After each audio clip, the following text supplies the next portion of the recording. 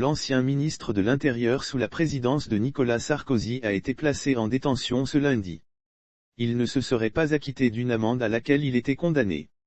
Info TF1/LCI. L'ancien ministre de l'Intérieur Claude Guéant a été incarcéré ce lundi matin à la prison de la Santé, pour non-paiement de ses dettes à l'État suite à sa condamnation après l'affaire de ses dettes de cabinet.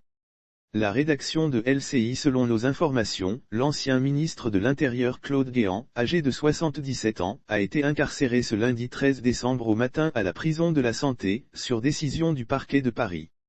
Cette décision fait suite au non-paiement de ses dettes à l'État après sa condamnation dans l'affaire dite des primes de cabinet. Claude Guéant s'était vu infliger en 2017 2 ans d'emprisonnement, dont un an avec sursis probatoire, et 75 000 € d'amende, pour complicité de détournement de fonds publics et recel. Il avait aussi été condamné à payer, solidairement avec 4 autres prévenus, 210 000 € de dommages et intérêts à l'État. C'est une décision extrêmement lourde, réagit sur LCI son avocat, Maître Philippe Elgauzy. Claude Guéant a bientôt 77 ans, il est dans une situation qui est celle d'un homme de cet âge, avec des problèmes de santé très sérieux, qui vont être examinés par les médecins de la santé aujourd'hui et demain. L'ancien locataire de la place Beauvau est incarcéré dans le quartier des personnes dites vulnérables, précise son avocat. Claude Guéant vit, très mal, cette situation selon lui. Claude Guéant ne pouvait pas rembourser sa dette au trésor public plus rapidement. Il a une retraite d'à peu près 5 500 € par mois, détaille son avocat. Sur cette somme, 3 000 € sont payés chaque mois au trésor public, et on a considéré qu'il devait payer plus alors qu'il n'a pas plus. Parce qu'il n'a pas payé plus, on a décidé de mettre à exécution une partie de la peine en emprisonnement ferme. C'est une décision très difficile.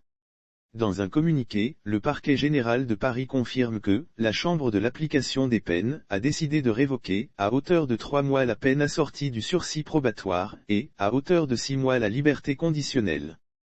Maître Philippe Elgauzy conteste donc, une peine d'emprisonnement ferme pour quelqu'un qui ne peut pas payer plus que ce qu'il paye. Selon lui, Claude Guéant doit encore 115 000 € au trésor public. Pas de contact avec Nicolas Sarkozy désormais, son avocat va saisir un juge d'application des peines, afin que l'ancien secrétaire général de l'Élysée puisse sortir le plus rapidement possible de l'établissement de la santé, car il vit, très mal, cette situation, même s'il fait face, ne se défausse pas. L'une des solutions pourrait être que des proches et amis prêtent de l'argent à Claude Guéant, afin de pouvoir rembourser par anticipation sa dette, ce qui pourrait convaincre un juge d'application des peines. L'ancien président de la République Nicolas Sarkozy, jadis proche de Claude Guéant, a-t-il soutenu son ancien ministre de l'Intérieur? Ce serait difficile puisque dans un autre dossier, Nicolas Sarkozy a interdiction d'entrer en contact avec Claude Guéant, répond Maître Philippe Elgauzy. Il n'a pas cette possibilité d'appeler son ancien secrétaire général.